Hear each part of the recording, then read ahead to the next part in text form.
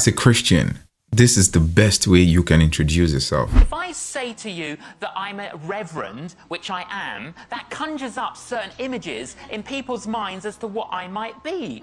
So I like to be a little bit creative in telling people what I do. I sat next to this lady on an aeroplane at Heathrow Airport, and I said, hello. And she said, well, hello. And I said, where are you going? And she says, I'm going to Singapore. Then she said to me, where are you going? I said, I'm going to Australia. I said, what do you do? So she told me. Then she said, what do you do? And I said, well, I work for a global enterprise.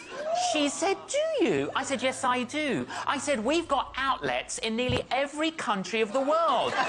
She said, have you? I said, yes, we have. I said, we've got hospitals and hospices and homeless shelters. I said, we do marriage work. We've got orphanages. We've got feeding programs, educational programs. I said, we do all sorts of justice and reconciliation things. I said, basically, we look after people from birth to death, and we deal in the area of behavioural alteration.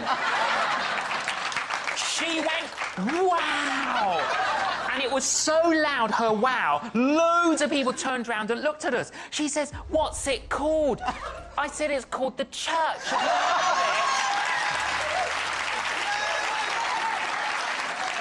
And that's it, really, isn't it? If we are a follower of Jesus, then we are part of a global enterprise.